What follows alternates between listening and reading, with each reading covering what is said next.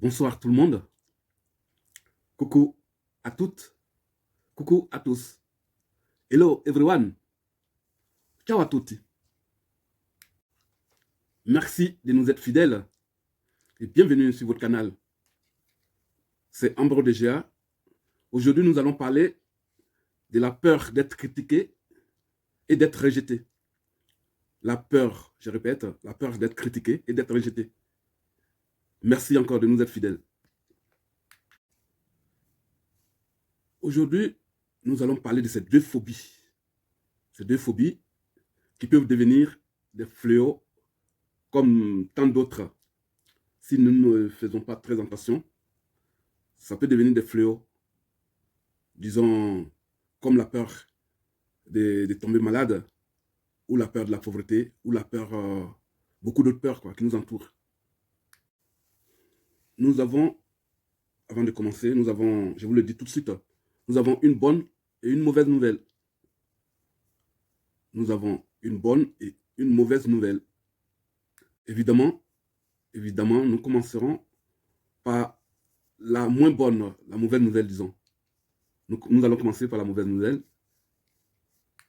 La moins bonne, disons, la mauvaise nouvelle est, quoi qu'il arrive, nous serons toujours critiqués. Rien à faire. C'est inévitable. Quoi que nous fassions, nous serons sous le feu des critiques. Ça, c'est inévitable. Et c'est la mauvaise nouvelle. Ensuite, la bonne nouvelle, je disais que la bonne nouvelle, c'est que tous les grands de ce monde, disons les grands entrepreneurs, les grands leaders, les leaders d'opinion, les artistes, les hommes célèbres, les grands joueurs, tout le monde, les grands philosophes, tout le monde est critiqué et rejeté. Jésus même en faisait partie. Jésus en faisait partie. Il a été critiqué et rejeté. Nous devons tout d'abord différencier les critiques. Nous devons différencier les critiques. Il y a les critiques dont le but est de nous élever, donc constructives. C'est les critiques qui apportent de la valeur, qui sont constructives. Et celles dont le but est de nous blesser, donc dévalorisantes. Et ça enlève la valeur, ça nous dévalorise. Nous devons nous devons faire la part des choses, différencier les critiques. Il peut donc arriver à tout le monde de recevoir des critiques. Et ça, c'est inévitable, comme nous l'avons dit au départ. Ce n'est certainement pas agréable de recevoir des critiques. À tel point que l'on peut développer une réelle peur du jugement des autres. On peut développer vraiment une peur du jugement des autres et s'isoler. Cependant, nous devons souligner que toutes les critiques ne sont pas négatives. Nous ne pouvons pas plaire à tout le monde. Nous ne pouvons pas plaire à tous. Nous ne pouvons pas plaire à tous. Et donc, laissons de côté cette illusion de devoir plaire à tout le monde. Laissons de côté cette illusion, c'est une illusion, de devoir plaire à tout le monde. Nous ne pouvons pas plaire à tous.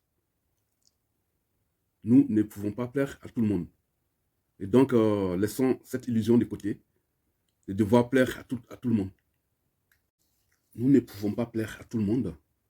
Donc, laissons de côté ce besoin exagéré de devoir plaire à tous. Arrêtons de nourrir ce bambino intérieur, ce personnage, ce petit enfant intérieur qui nous donne l'envie de devoir plaire à tout le monde. Ce n'est pas possible. Nous devons arrêter de nourrir ce petit enfant. Ce personnage intérieur qui nous donne ce désir de vouloir plaire à tous. Arrêtons donc d'alimenter ce petit enfant intérieur qui est en nous. Cet enfant intérieur qui nous donne l'envie de plaire à tout le monde, de plaire aux autres. Cette envie exagérée de vouloir plaire à tous. en attendant de nourrir ce petit enfant intérieur. Les critiques qui sont formulées, disons, de manière constructive, peuvent nous aider à nous améliorer. Ça peut nous améliorer, ça peut nous aider à vraiment nous améliorer. Les critiques qui sont faites de manière constructive. Mais souvent, nous ne réagissons pas de manière positive à celles-ci, à ces critiques qui nous aident, qui peuvent nous aider à nous améliorer. Nous nous mettons sur la défensive. Pourtant, ces critiques sont formulées, si elles sont formulées vraiment disons, de manière constructive, elles nous aident à nous améliorer, à nous élever. Et nous sommes dans un premier moment sur la défensive. Nous cherchons des arguments pour contrecaler. Et pourtant, elles sont bien formulées. Et souvent, les gens qui nous aiment, c'est-à-dire les vrais amis, les vrais parents, les vrais collègues, disons, tous ceux qui sont autour de nous, qui nous aiment, par leurs critiques, rejettent leur peur sur nous. Ils projettent leur peur sur nous. Disons, nos parents, nos amis, disons, nos vrais parents, hein, nos amis, nos vrais amis, voilà, nos vrais collègues, pas les hypocrites. Ils projettent leur peur sur nous. En nous critiquant, c'est-à-dire, quand vous dites à quelqu'un, à un de vos proches, que vous devez entreprendre quelque chose, il va se mettre à énumérer les raisons, d'abord, qui vont vous faire échouer. Il va se mettre à énumérer toutes les raisons, parce qu'il a peur. Et cette peur-là, il la projette directement sur vous, en commençant déjà à vous critiquer. Disons, ces critiques ne durent pas du tout. Ça ne dure pas, parce qu'ils nous aiment tellement que ces critiques ne durent pas. Donc, ces critiques ne durent pas. Ils nous aiment tellement qu'ils reviennent vers nous pour nous soutenir. Et ils sont fiers de nous, ils seront fiers de nous après. Mais les critiques qu'ils émettent dans un premier temps, c'est pour projeter leur peur sur nous. Par contre, les critiques dont le but est de nous rabaisser, disons le but est de blesser, proviennent en général des gens qui ont une faible estime d'eux-mêmes. Je répète, les critiques dont le but est dévalorisant proviennent des gens qui ont une faible estime d'eux-mêmes. Et en visant l'autrui, ils cherchent, disons, pardon, excusez-moi. Donc, je disais, en visant autrui, comme ces gens ont une faible estime d'eux-mêmes, en visant autrui, ils tentent de rabaisser sa hauteur. C'est des gens, je ne dis pas qu'ils sont complexés, mais ils ne s'aiment pas eux-mêmes. Alors, en visant l'autre, ils cherchent à rabaisser sa hauteur. Ils ont rabaissé sa hauteur et dénigré. Et ces critiques-là proviennent surtout des gens qui sont proches de vous, ceux qui vous connaissent. C'est ceux-là qui cherchent, dans un premier temps, parce qu'ils veulent rabaisser votre hauteur. Alors, ils envoient des critiques blessantes, dont le but est de nuire carrément, de dénigrer.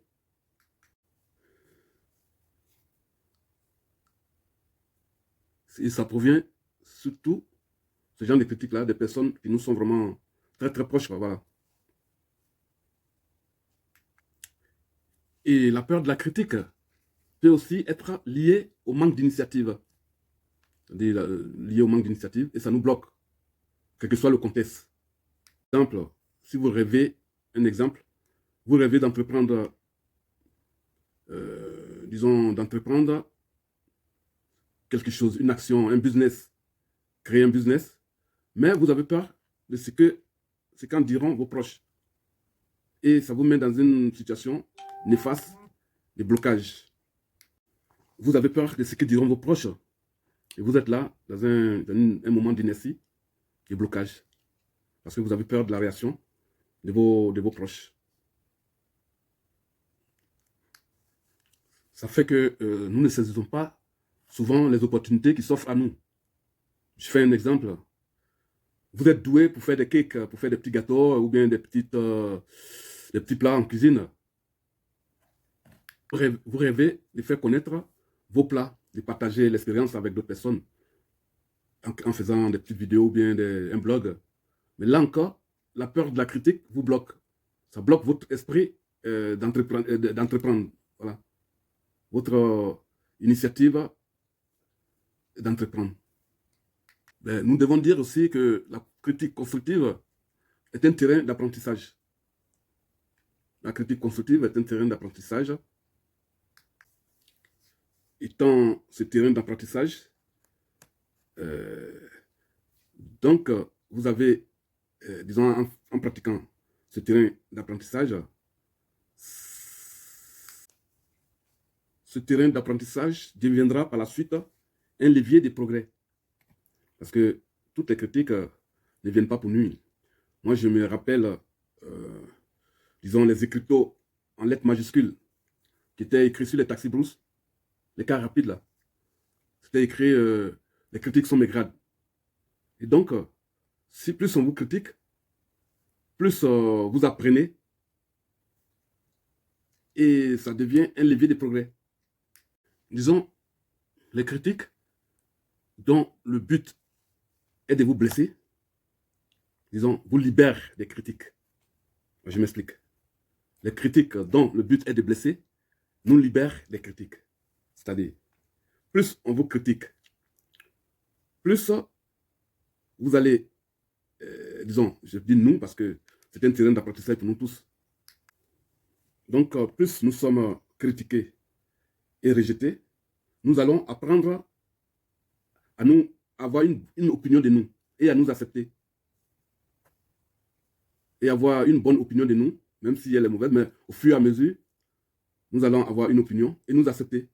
C'est-à-dire, on va créer une soupape de sécurité qui fera que tout ce qui arrivera ne va pas nous atteindre.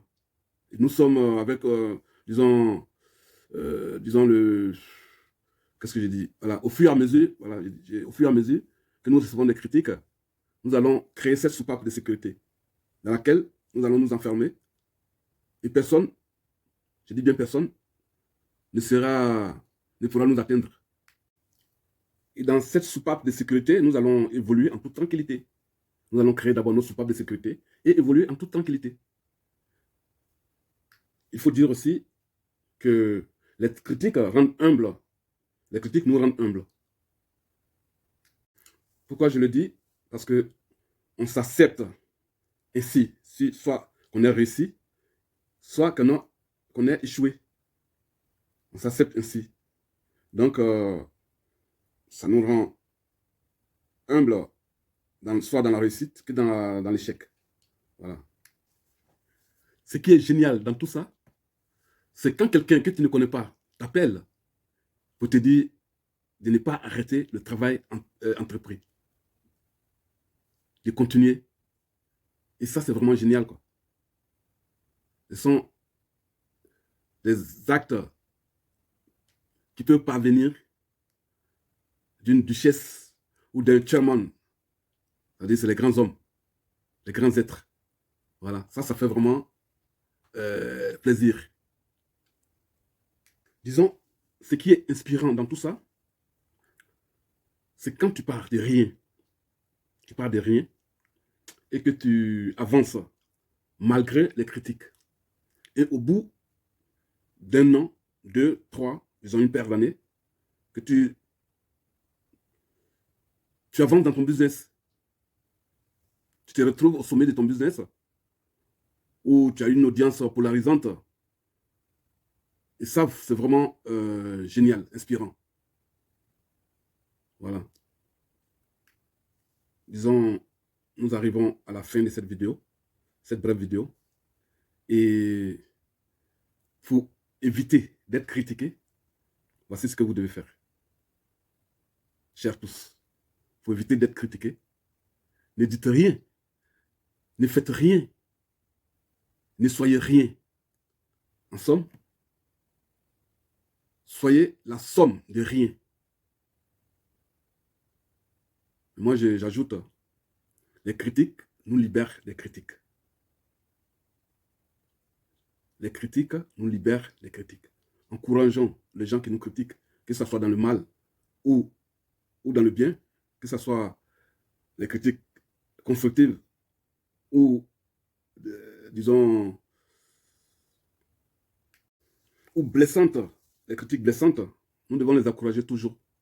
Sur ce, je vous dis merci encore d'avoir suivi cette vidéo.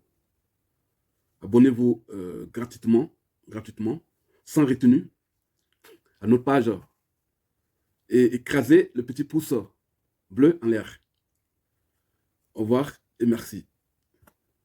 Thanks and bye bye. See you. Ciao, ciao et grazie. Merci encore. Tout de bon à vous. Ciao.